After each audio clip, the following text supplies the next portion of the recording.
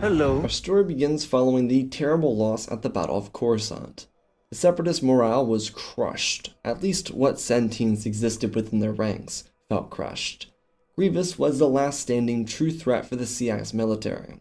His expertise in strategic maneuvers were necessary for the strengthening of their war effort. The Separatist Council, which held control over the majority of the Separatists, were cowering on Utapau, per Sidious' request. The droid general, having lost over Coruscant, was reconsidering everything. He retreated inside of a Lucrehulk instead of his prized invisible hand. The edge of the war was creeping closer, and yet, at the end of it all, he was very disgruntled. Oddly enough, he wasn't feeling this way because of the battle he had just lost, but because of something else. The invisible hand was yet another cruiser destroyed under his command, and on top of that, something was shifting behind the scenes.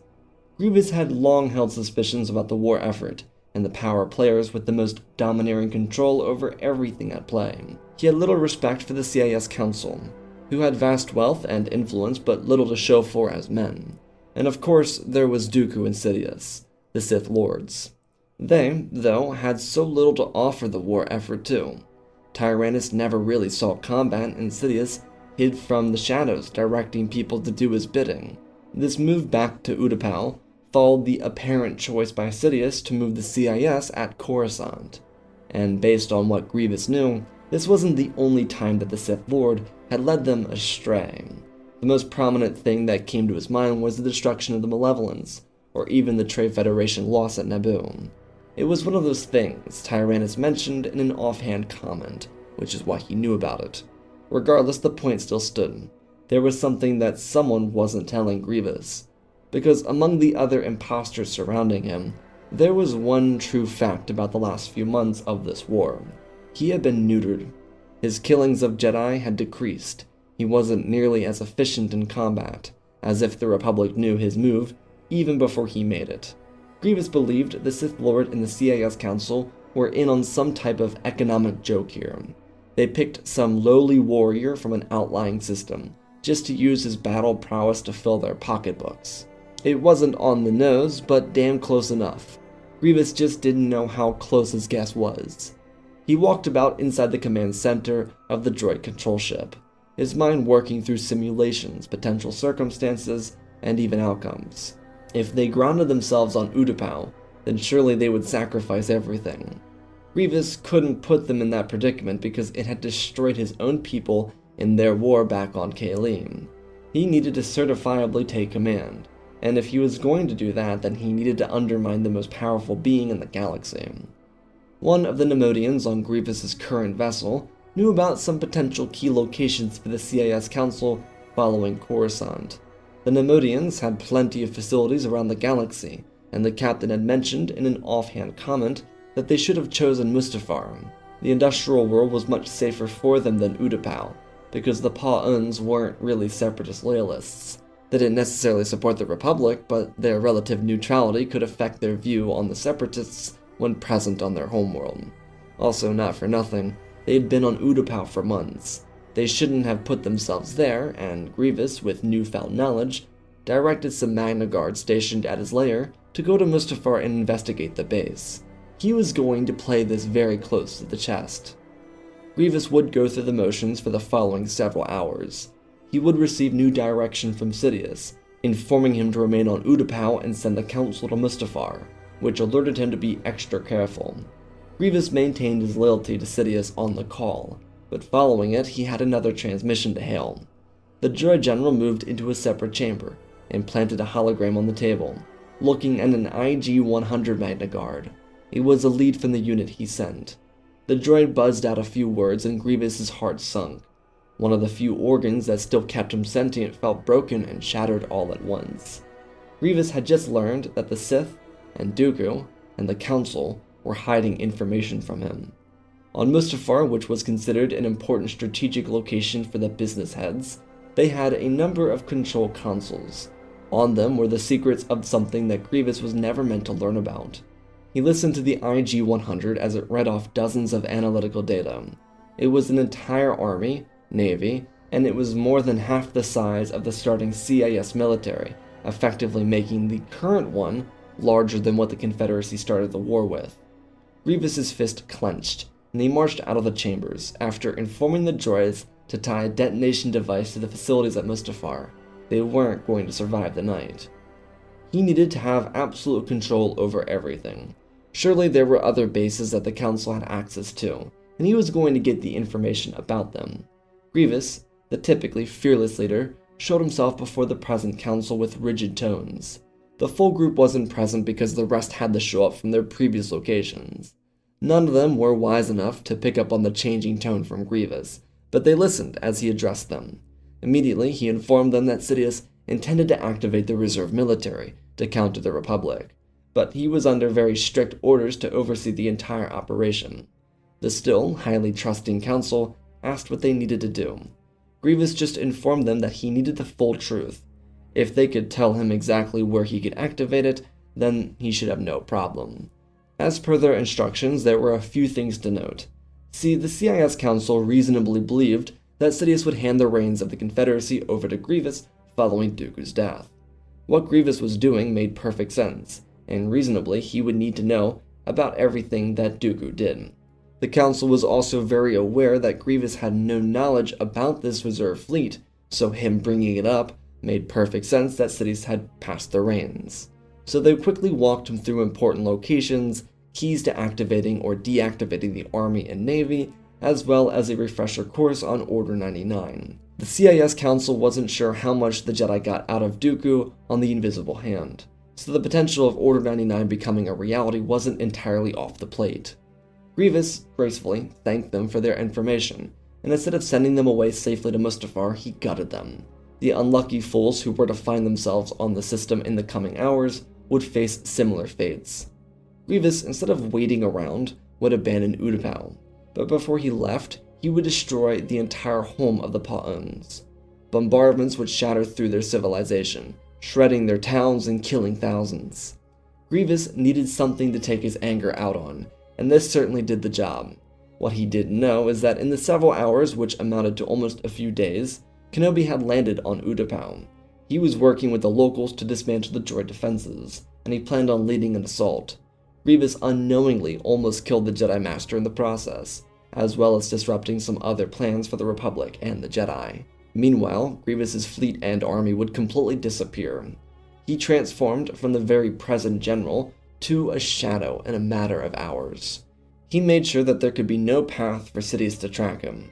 Though one very important detail to mention is that the Outer Rim sieges did not stop. They would continue, because there were still active droid armies with important strategic locations at those battles. On Coruscant, instead of the Chancellor's office, he'd receive a damning call from Obi-Wan Kenobi. In a split transmission from the Jedi Temple, Kenobi was burned and bruised, surrounded by dead bodies as he communicated the incident. The 212th would be at the system in the coming hours to assist with the damage and help the locals.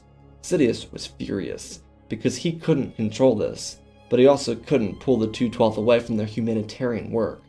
Palpatine addressed the situation as any politician would, thoughts and grievances as they continue on with the war.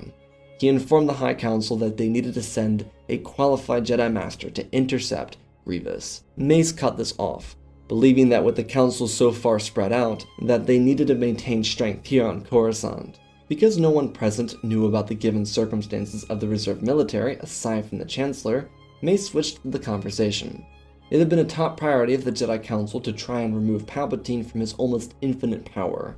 With Grievous running away with a small fraction of forces from Coruscant, the war was all but over. Mace trapped Anakin with this too, because before he asked for Palpatine to resign, he asked Skywalker if he thought the war was over. Anakin blindly walked into it, suggesting that Grievous was still a threat, but they had basically won the war. The Outer Rim sieges and the cowardly general would be seen as nothing more than pirates at this point. This line of thought was entirely encouraged by the siege at Mandalore. It was more needless fighting, but nothing like a full-blown war effort. Mace pivoted this stance made by Anakin as more than enough rationale to have Palpatine step down from power. The conversation would drove on for another several minutes, where in the end, Mace admitted that he and the others would be joining Sheev inside of his offices for further discussion. Palpatine didn't quite know how to play this. he never had Grievous discovering the reserve military on his cards. Of course, Order 99 was a failsafe he planned on using, but still, this made things a lot harder to deal with. By the time the Jedi Counselors, including young Skywalker, arrived at the executive building, he had created a plan. Still without word from Grievous, Sidious needed to operate under the belief that he was a total traitor. When the Jedi entered, it was Mace Windu, leading Saesee, Kit, Shakti, Agan, and Anakin. Palpatine, knowing that Windu would use Skywalker as a mediator, couldn't make a move for his executive orders. Instead, he tried to leverage control over the Senate into his hands, by confirming that he would abandon his seat as Chancellor per the Jedi's briefing with the Senate. For why it should happen, of course. They needed full transparency. None of the Jedi backed down, which left Anakin in an even harder predicament. He sided with Palpatine, then with Mace, then with Palpatine, then with Mace. He needed to make up his mind, but this constant state of aloof thought kept Sheev in control, which is all he wanted from the situation. They were set to have all of this resolved in the coming days, forcing Palpatine to be even more patient. But he did have his reasoning for this route. On the other side of the galaxy, vanishing from the location of the Shadow Fleet was General Grievous. With his entire reserve force activated, he removed it from places that Sidious might know. He didn't want the Sith Lord to find him, and now a fleet of millions of battle droids, thousands of warships, and the vicious General Grievous were hiding somewhere unknown. Grievous in all actuality wouldn't squander this chance to take assertive control over more important battlefields across the galaxy. Multiple battlefronts stuck in gridlock, meant to be late war victories for the Republic, would be reinforced.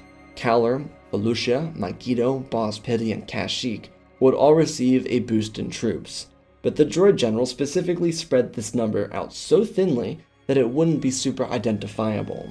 His goal wasn't to give the Republic knowledge of his super fleet. He knew that Sidious was involved in Republic operations, he just didn't know how deep. For him, this was about sending a message to the Sith Lord, that whatever his plans were, they would not come to fruition. Back on Coruscant, nearly an entire day later, the Senate would gather around. A pod full of Jedi with Mace leading the charge would address concerns over Palpatine's grip on the Republic.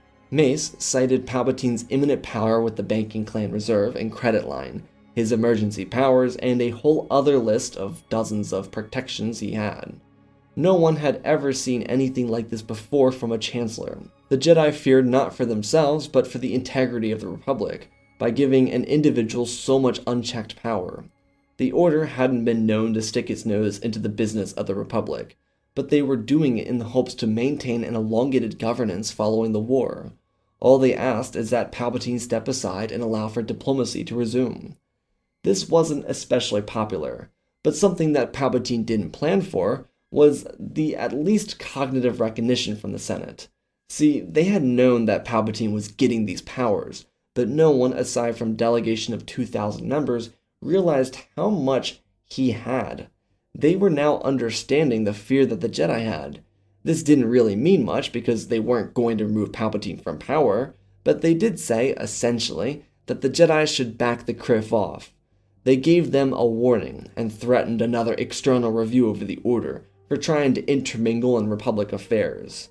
It was here where Anakin started to see the corruption bleed through the chambers of the Senate into Palpatine's golden chalices. He had unchecked power, and the Senate did not care whatsoever. As a result, though, and thanks to what the Jedi had revealed, the Senate Commission would appoint a committee for a non-partisan internal review over the Chancellor's office, just to ensure that all parts of the governmental process was maintaining a firm course, of which they agreed with. The session ended unceremoniously for the Jedi, prompting them to make a choice to protect themselves. What came next would flip the galaxy upside down. In a funny way, before returning to the temple, Anakin suggested to Mace that they had to do something for themselves. Windu could sense a building tension inside the Senate, and it was felt among all the present members, which now included Coleman Cash. Anakin was given a very important mission, because in Mace's eyes, Skywalker's duty to his previous mission, spying on the Chancellor, had been fulfilled. Knowing how much the younglings looked up to Anakin, he'd be taking these Jedi on a quote-unquote routine expedition to learn about the exciting history of the Jedi at Ahch-To.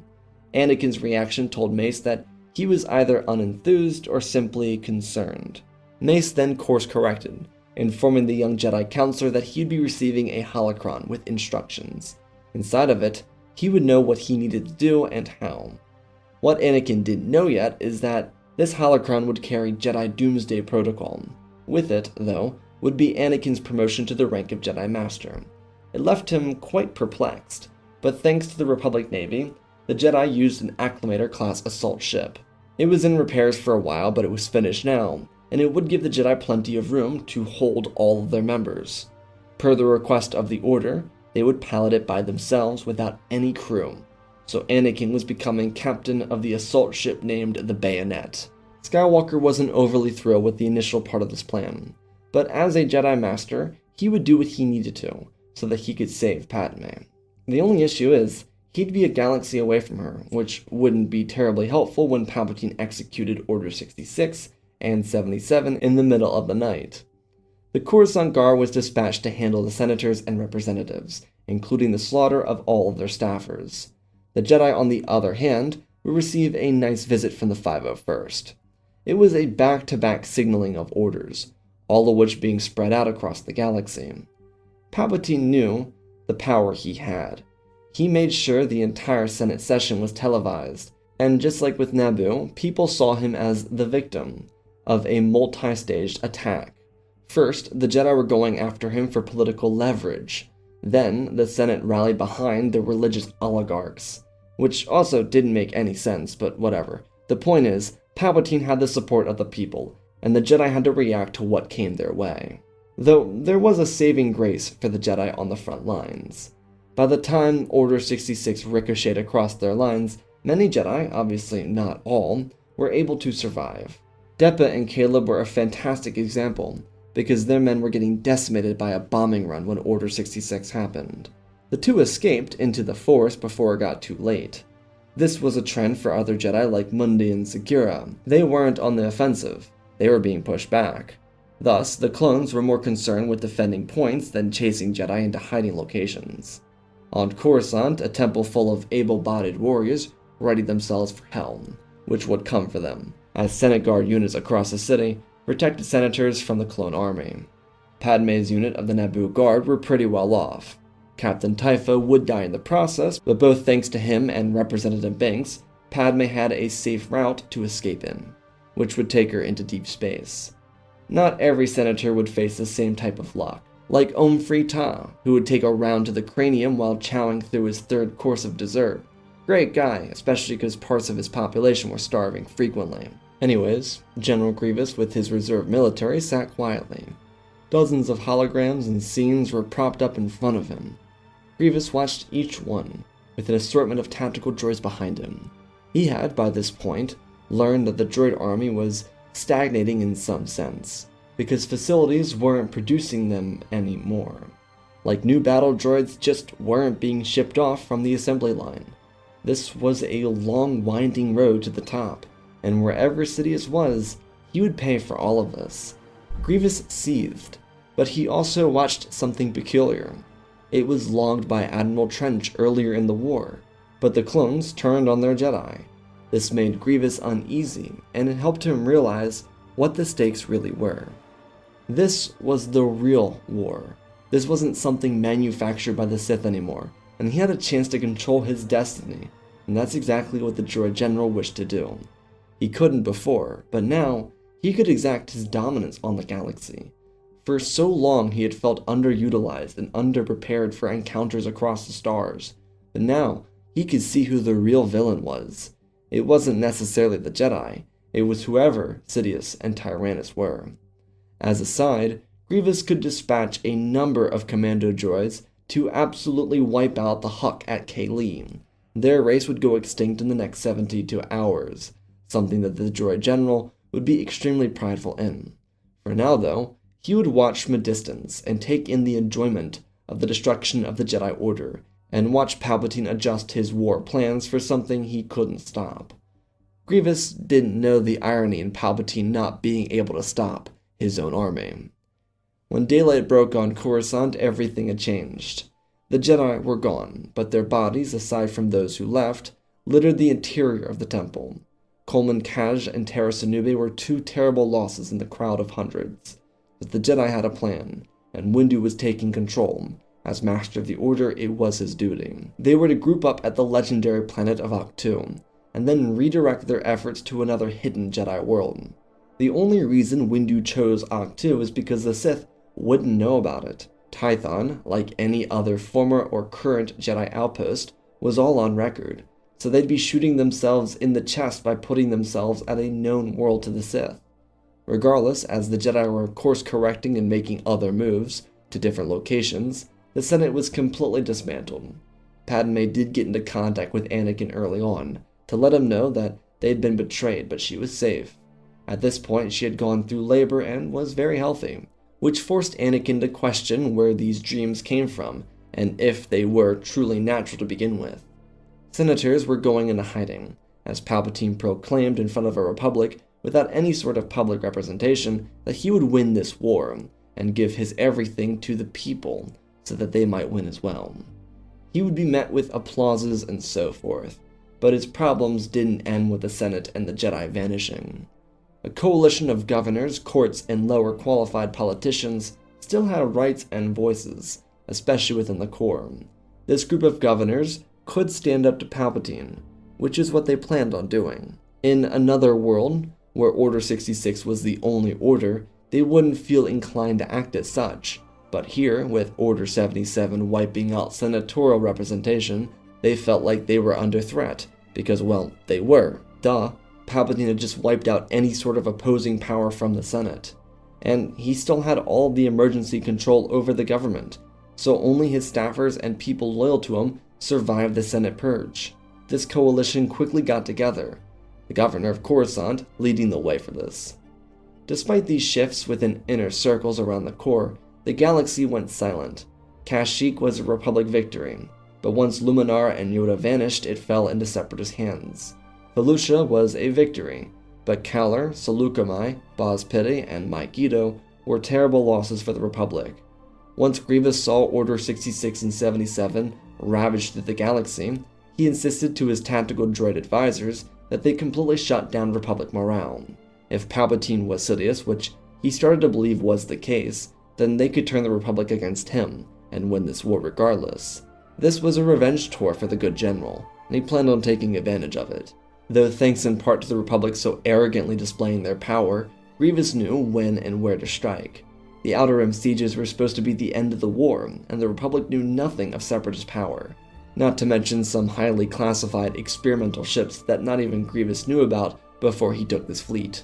One of the vessels had a high-frequency communication disruptor, and the other deployed little balls, which worked as an interdiction field. Grievous wasn't concerned about conquering territory, though. The Confederacy was never his care, and so, instead of strategically maneuvering his stack of troops, he kept it bundled together. This gave him the opportunity to obliterate massive Republic fleets, because he outmatched anyone with this size of a fleet. So with the Outer Rim sieges slamming to a halt, Grievous deployed his massive fleet for the least expected location and the least defended target he could think of. In all actuality, it wasn't undefended, but the Republic had extra forces over Coruscant and reinforcements going into the Outer Rim. So he deployed his reserve fleet over Kuat, and the battle began with slaughter. Republic forces gave their all into defending the critical shipyards, but they were unprepared. A few Star Destroyer models were almost ready to get sent off the assembly line, and they'd be lost. Thousands of clones and citizens would be slaughtered within this strike. But the irony is, because of how it happened and how Grievous made sure to bombard the ever-living hell out of the surface, no one really knew how big the Separatist fleet was. Every Republic officer knew how undefended Kuat was, so theoretically a small fleet could have done this damage. No one expected the CIS to hold their forces back, especially when they could have won the war in the first year by utilizing it. This disbelief would haunt Republic officers and leaders for the foreseeable future. General Grievous maintained a hit-and-run tactic with a massive army. Being loyal to only himself protected him immensely, because his troops didn't need to be fed and taken care of like that. He didn't need supplies. Everything he needed already existed within his fleet. Sure, repairs would be harder without space stations and so forth, but truthfully he didn't care. Overly damaged vessels would be filled with rhydonium so he could use pyrotechnic skills to take down Republic strongholds. The crazy thing with this new era of Clone War combat without the Jedi is how brilliant Grievous became. It really proved to him that he had been controlled like a slave throughout the first few years of the war. He never had a chance to truly feel like he had any sort of control over what he was promised. Now though, he could exert his dominance on the galaxy.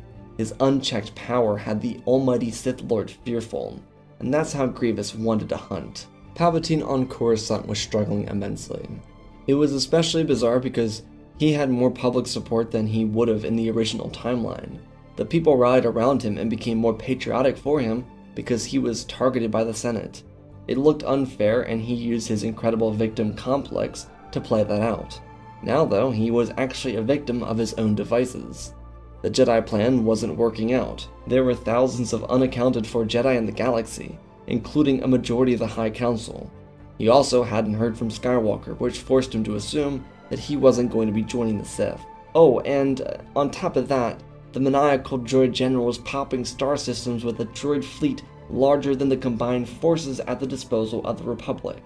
And because Grievous wasn't stupid, these attacks absolutely targeted clone outposts, which did hold militias and soon-to-be conscripted soldiers. So Grievous was taking out every ounce of support Palpatine had. The Chancellor made a motion to rapidly enlist a couple million troopers, and people gladly signed up, unknowingly for their deaths. The coalition, led by the governor of Coruscant, though, was working on removing Palpatine from power by co-opting control over the clone army.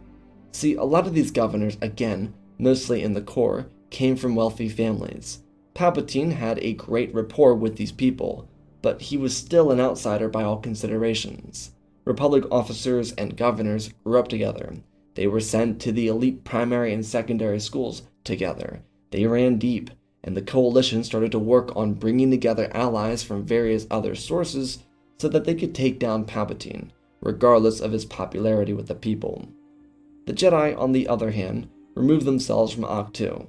Because of how small the islands were and how many Jedi there were, they had waited for the longer part of the last 2 months before making another move. Everyone who wanted to return to the Order was situated with the Jedi, and so they could remove themselves from their ancient homeworld without leaving anyone behind. There would also be a series of holograms planted around the island to redirect any stragglers to their new base of operation. Something that the Order, and more specifically the Council, agreed on was remaining Solitude. They were relocating to the forest moon of Endor due to its exclusiveness. The Jedi had sworn themselves to the people of the galaxy, and they were betrayed. This wasn't bitterness, but in a sense, they believed that the galaxy was undeserving of their care. If the Senate and public would turn against them, then they would wait it out, in secrecy for as long as they needed. There was no need to turn themselves into cannon fodder for the unwise drones that followed Palpatine's every command. As for Anakin, he would remove himself in secrecy, after making sure the children were taken care of. With every youngling safely protected from the reaches of Order 66, Master Skywalker, finally accomplishing his dream as a Jedi, abandoned the Order. He moved to find Padme on a hidden vacation home on Enark. The Naberries secretly relocated there to take care of their daughter during the Senate Purge, and it is where the big family could remain hidden until the time was right. Unlike the Jedi, Padme was really eager to help, but she physically wasn't in the condition to do it, and it was very unsafe for anyone that wasn't a loyalist to be in the galaxy. They all needed to lay low for the time being. General Grievous, on the other hand, continued to break the back of the Republic. Every defense they attempted was overrun by the absolute powerhouse that was the Separatist military.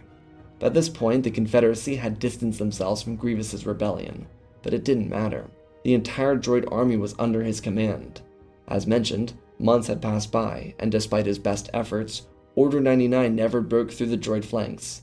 Palpatine wasn't privy to a second chain of commands created by the Trade Federation to protect themselves in case Sidious or Tyrannus betrayed them. What the CIS Council told Grievous was to ensure he protected their best interests. Obviously he didn't, because he slaughtered them all in the span of a few minutes. Now though, the droids couldn't be manipulated by the Sith Lord, and even worse for him, a few brave souls from around the Republic started to create a voice to turn against Palpatine. This broke out in the form of riots, because since he crowned himself as ultimate leader, the Republic had been losing. Ironically, Palpatine never shifted into Imperial reign because there was no need for it without the Senate alive. But due to the invincible clone army getting squashed at almost every turn by Grievous's elite corps, all he could do was hope for something to swing his way. The protests didn't make anything much better, and as a result, the Republic continued to shrink. But oddly enough, its territory wasn't ever conquered. Grievous, despite being a monstrous warrior, didn't have the forces nor the interest in securing territory, so he specifically targeted Republic bases and outposts. There were civilians killed, so let's not act like Grievous was the Dexter of killing off clones, but he wasn't going after civilians per se because what were they gonna do? Nothing is the answer, and he took advantage of it. Maybe the clones weren't deserving of this punishment, but they were the active standing military, and all of those millions of conscripts would face the same punishment given by the Separatists. It was unfair, but Grievous had no intention to be fair with it. Every chance for a surrender was met with the iron fist of Grievous's divisions or bombing runs. He couldn't stop himself, and he didn't show mercy nor pity. This was his way of controlling the outcome of this war, making it his own. Eventually, after even more months of Republic losses, and pretty much the entire clone army going into extinction, General Grievous would have his prized moment. At Coruscant, after shredding through the defense fleet, he soared down through the atmosphere. His main fleet was still pretty undamaged, due to the ferocity of their attacks and the use of Rhydonium bombings. Palpatine was being removed from power when the droid struck. He was standing on the steps of the Senate building, proclaiming that he would stop this and win this, but he needed them to join his cause. The people, after watching millions of their own people, conscripts, and the clones get slaughtered for nearly half a year, were tired of his lies. He wasn't fixing anything. The coalition of governors and Republic officers finally had the popularity to overthrow him, and in the midst of their protests, the Separatist warships cruised down into the city skyline. Thousands of people, clones, conscripts, politicians, officers, and Palpatine would be bombed into oblivion. It would be the single most deadly attack on civilians in Grievous's tenure as Supreme Commander of the Separatist rebels. But the weird thing is, it was his final victory. Grievous did all of this pillaging and destruction and vile attacks on the Republic, and he had won. His revenge was complete. There were no more battles to have. Grievous, triumphant in his rampage across the galaxy, took a step away and vanished into the cosmos. See, the droid general had no reason to stay present in the galaxy. Holding territory and governing would be impossible, so why bother? Yet the funniest thing would come from this. The absolutely destroyed Republic military would be forced to defend itself from a force that was never defeated. So eventually, after rebuilding their government around a military complex and trying to prepare proper protection forces, Grievous would return and hunt them. For General Grievous, this little dynamic was like cat and mouse. He'd wait a couple years and surprise everyone. It kept the Republic on its toes, and it allowed the warmonger to continue being a warrior. Sometimes he'd be involved, but more or less, he remained interested in the greater strategy of destroying gradually more technologically superior weapons and vessels. Grievous wouldn't ever be defeated in combat. Just sometime after multiple years of winning, he'd get bored and disappear forever. This game would last for the next 40 years. Aside from Grievous traumatizing generations of young Republic fighters, the Jedi would also remain in hiding. They'd have knights conduct humanitarian work, but everything would remain small scale. Kenobi and Ahsoka would be responsible for Maul's death, and the rest of the Order would grow in hiding on Endor. The Jedi and Ewoks grew in unison, after a rocky start, and the Jedi Temple would be built into the forest, with the Teddy Bear Clan becoming an integral part of their larger community. The Jedi were better than ever, more connected to the Force than they had been in centuries. This was their way of avoiding the blandness of political outcries in the core, because for Padme and Anakin, they had important work to do. It almost made Anakin wish he stayed with the Jedi, but he supported his partner throughout her reconstruction of the government. She'd be the face of the Republic for the following few decades, with her daughter Leia rising up to fill her role as the galaxy rebuilt. The Republic would be more united, because in the weirdest way, Grievous gave the people something to fight other than each other. and because Grievous completely neutralized the power players of the formerly powerhouse conglomerates, there weren't impossibly large corporations to drive a wedge between the new Senate and the citizens of the Republic. It'd be in thanks to Grievous, in all actuality, that the Republic came back stronger than ever before. His little game of cat and mouse would forever protect the galaxy, and it would have a still tense Republic prepared to fight off the Vong when they showed up nearly a century after Grievous vanished from the galaxy. He'd be alive too. The thing is, killing just lost its high. Even fighting off a couple Vong fleets wouldn't bring the high back to him. It was, in a way, sad, but Grievous had fulfilled his revenge. He was completed. His people on Kaylee were safe, and for him, that was more than enough to make him happy. And that, my friends, is our twisted story.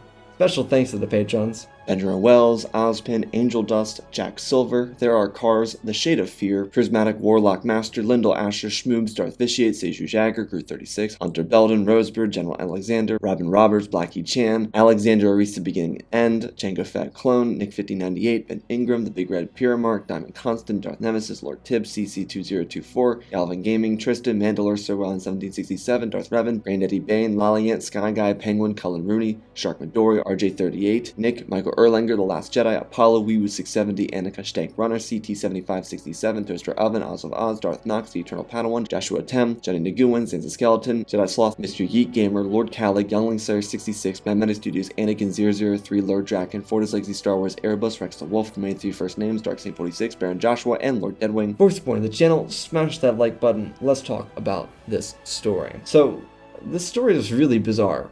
It's really bizarre because Grievous, there's a lot that has to happen here, but Grievous removing himself kind of changes up a whole lot of dynamics. I thought it would be kind of fun to have Palpatine get rid of the Senate and the Jedi and then still have a lot of popularity as a result of it. I think he could use the victim complex to play that well, which is what he does in the story.